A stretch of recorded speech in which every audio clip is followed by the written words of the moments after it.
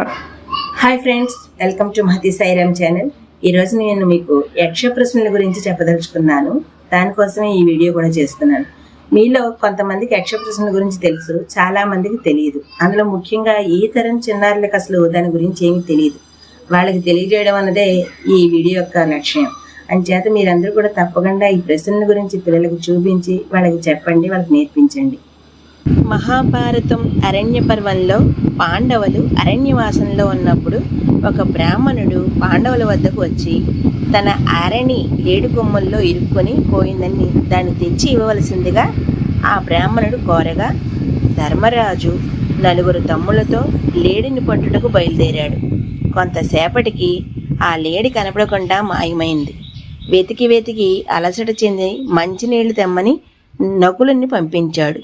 నకులుడు ఎంతకు రాకుండాటచే సహదేవుణ్ణి కూడా పంపాడు.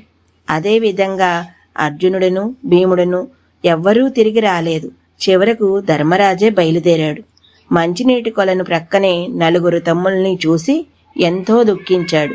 అంతలో అదృశ్యవాణి పలికింది, ధర్మనందన, నేను యక్షుడను. ఈ సరస్సు నా అధీనంలో ఉన్నది. నేనడిగే ప్రశ్నలకు సమాధానం చెప్పలేక నీ తమ్ములు అహంకారభావంతో దాహం తీర్చుకోబోయినందుకే ఈ గతి పట్టింది.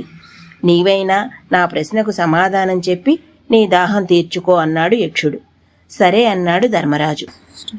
సూర్యుణ్ణి ఉదయింపు చేయువారు ఎవరు? బ్రహ్మం.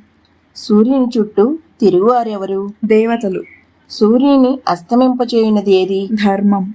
సూర్యుడు దేని ఆధారంగా నిలిచి ఉన్నాడు? సత్యం. మానవుడు దేని వలన స్తోత్రియుడగును? వేదం.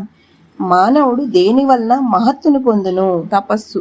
మానవునికి సహాయపడినది ఏది? ధైర్యం. మానవుడు దేని వలన బుద్ధిమంతుడగును? పెద్దలను సేవించుట వలన.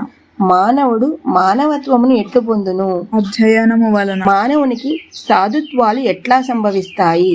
తపస్సు వలన సాధుభావము, శిష్టాచార భ్రష్టత్వం వల్ల అసాధుభావము సంభవించును. మానవుడు మనుష్యుడెట్లవుతాడు? మృత్యు భయము వలన. జీవన్మృతుడెవరు? దేవతలకు, అతిథులకు, పితృదేవతలకు, సేవకులకు పెట్టకుండా తినువాడు. ఈ రోజుకి ఇక్కడ ఆపుతున్నాను. మిగతా ప్రశ్నలు రేపు అడుగుతాను.